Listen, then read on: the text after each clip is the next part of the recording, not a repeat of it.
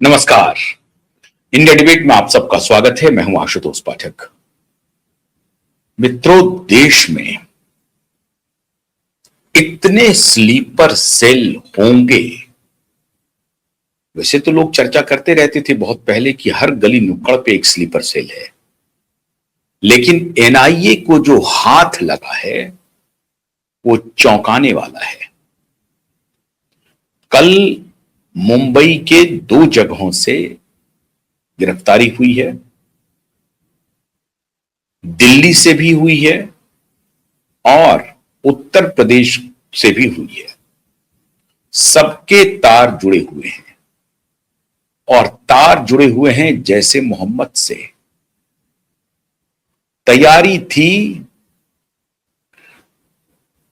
Bomb का इस बार वो रूप तैयार करना जिससे भारत को जो 1000 जख्म देने की उनकी चिर प्रतीक्षित योजना आजादी के बाद से है पाकिस्तान की, उस योजना को कामयाब करने की। मिशन खिलाफत और सोल्जर ऑफ जिहाद, मिशन खिलाफत और सोल्जर ऑफ जिहाद ग्रुप बजाप्ता सोशल मीडिया पर एग्जिस्ट कर रहा था और उससे सैकड़ों की संख्या में रेडिकलाइज्ड युवा जुड़ रहे थे। छोटी घटना नहीं है। उसका ट्रेलर लाल किला के ठीक सामने सुसाइड बॉम्बर ने करके दिखाया था और जो कई किलोग्राम्स में जो आरडीएक्स बरामद किए गए फरीदाबाद से, एक पूरे कमरे में पूरा आरडीएक्स का जखीरा बरामद किया और तार कैसे कैसे लोगों से जुड़े हुए, doctor, professor, engineer, IT professional, वकील, ये सब स्लीपर सेल के लोग हैं। एनआईए के चौंकाने वाले खुलासे आपके होश उड़ा देंगे।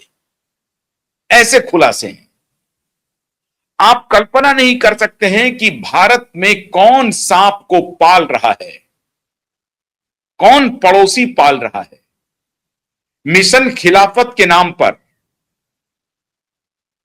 सोल्जर ऑफ जिहाद के नाम पर देश को पूरी तरह से दहलाने का प्लान था और मैं समझता हूं कि एनआईए की तारीफ करनी पड़ेगी, खासतौर से मिनिस्ट्री ऑफ होम की, कि उन्होंने समय रहते हुए इनको दबोच लिया, वरना खून की नदियां जो बहती उसकी आप कल्पना नहीं कर सकते थे। मुंबई से 2 आतंकवादी गिरफ्तार हुए हैं, सहारनपुर से गिरफ्तार हुए हैं उत्तर प्रदेश में, और दिल्ली से गिरफ्तारी हुई है। लगातार एनआईए की छापेमारी चल रही है, लगातार।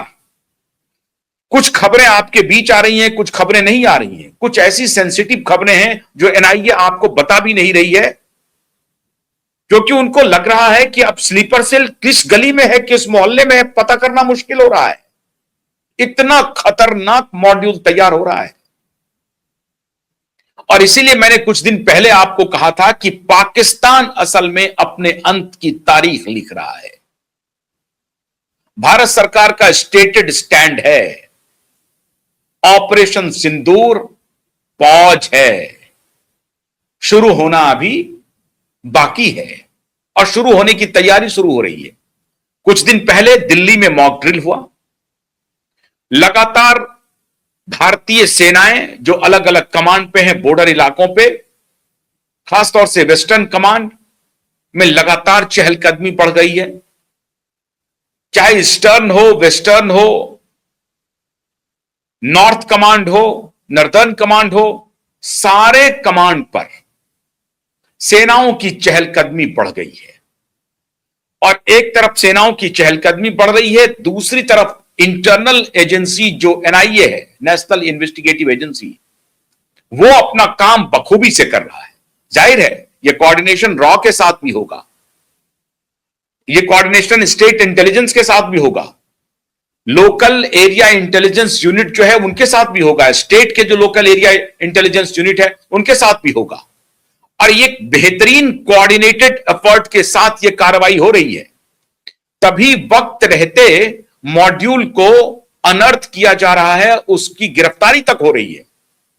वरना आप कल्पना कर सकते हैं कि फरीदाबाद में एक मेडिकल हॉस्पिटल, मेडिकल कॉलेज के अंदर डॉक्टर तैयारी कर रहा था भारत को खून की नदियों में तब्दील करने का, और आखिर में जब वो पकड़ा गया, 2-3 लोग जब उसके गिरफ्तार हुए, तो एक जो डॉक्टर था, तथाकथित डॉक्टर, वो गाड़ी में आरडीएक्स लेकर के निकल पड़ा, मस्जिद टू मस्जिद गया, और उसके बाद आखिर में लगा कि अब हम शायद बच नहीं पाएंगे। उसको लगने लगा था कि पुलिस चौकन्ना है, इंटेलिजेंस एजेंसी चौकन्ना है, उनकी भी गिरफ्तारी निश्चित है, तो उसने खुद को उड़ा लिया। इस तरह का मॉड्यूल भारत में चल रहा है और उनको प्रश्रय दिया जा रहा है राजनीतिक पार्टियों के द्वारा। खास तौर से 1-2 राजनीतिक पार्टी उनके सिपह सालार के रूप में काम कर रहे हैं प्रोटेक्शन देने के मामले में। अब भारतीय जनता पार्टी की चूंकि सरकार है, सरकार को यह काम करना है, सरकार काम कर रही है। 10-11 वर्षों से इक्का दुक्का घटना को अगर आप छोड़ दें तो आतंकवादियों के दुस्साहस में बड़ी संख्या में कमी आई है। लेकिन बावजूद इसके आतंकवादी अपने मंसूबे को कामयाब बनाने के लिए हर संभव कोशिश कर रहे हैं, और इस बार फिर एक बार पाकिस्तान से कोशिश की गई है। लेकिन आज 2-3 मुद्दों पर चर्चा करनी पड़ेगी। केवल पाकिस्तान ही क्यों, हमारे जो अंदर, देश के अंदर जो सपोले जीवित हैं, जो सांप पाल रहे हैं, जो उनको दूध पिला रहे हैं, उनका क्या कहना है? उनके लिए भारत सरकार क्या कर रही है? भारत सरकार को यह आइडेंटिफाई करना पड़ेगा। इतने बड़े पैमाने पर अगर मॉड्यूल एक्सपोज हो रहे हैं, मुंबई से गिरफ्तारी हो रही है, उत्तर प्रदेश से गिरफ्तारी हो रही है, दिल्ली से गिरफ्तारी हो रही है, और लगातार एनआईए की छापेमारी हो रही है, फिर भी अगर राजनीतिक पार्टियां यह कहे कि भारतीय जनता पार्टी गिमिक कर रही है, सरकार जो है, मोदी और शाह जो है वो गिमिक कर रहे हैं, उसकी आलोचना नहीं कर रहे हैं। मैंने आपको आज कुछ और बतानी है। क्या बतानी है? मैं आपको बताने जा रहा हूं। कुछ खबर आई थी कि वो 60 दिन, अगर वो 60 दिन को ठीक से कम एनएसए डोभाल के बारे में वो चर्चा है, अगर वो ठीक से नहीं पकड़ पाते तो आज देश की हालत खराब होती। कहा जा रहा है कि इंदौर में प्रधानमंत्री को उड़ाने की साजिश चल रही थी, पटना में प्रधानमंत्री को उड़ाने की साजिश चल रही थी, और पटना में हुआ। पटना की रैली में 1 नहीं 2 नहीं, पटाखे के तरह बॉम्ब ब्लास्ट हो रहे थे। मौत 7 लोगों की ही हुई, लेकिन योजना बड़ी थी। ये मोदी थे कि पटना की रैली को संबोधित करते रहे, वरना जिस संख्या में लोग थे, अगर वहां पर थोड़ी सी भी मोदी ने चूक की होती तो भगदड़ मचता और ना जाने कितने लोग मौत के गाल में समा जाते हैं। लेकिन मोदी ने गंभीरता से उस पूरे रैली को संबोधित करते रहे, और मोदी लगातार ये कहते रहे कि कोई बात नहीं है, हमें धैर्य बनाए रखना है। लेकिन मित्रों, सबसे बड़ी बात है कि उस जगह पर जो घटना हुई, उसमें से आज तक भी एक पुलिस कांस्टेबल सस्पेंड नहीं हुआ, पुलिस इंस्पेक्टर सस्पेंड नहीं हुआ, डीसीपी सस्पेंड नहीं हुआ, एसीपी सस्पेंड नहीं हुआ, कमिश्नर सस्पेंड नहीं हुआ। क्यों नहीं हुआ? मैं फिर कह रहा हूं, बिहार के उस वक्त के तत्कालीन होम सेक्रेटरी की जांच कीजिए। मैंने इसके पहले भी उठाया है। 15 वर्षों तक एक व्यक्ति होम सेक्रेटरी को सुशोभित करता रहा। श्रीमान नीतीश कुमार के चहेते ऑफिसर रहे। होम सेक्रेटरी से जब वो रिटायर किए हैं तो वो चीफ सेक्रेटरी बनाए गए।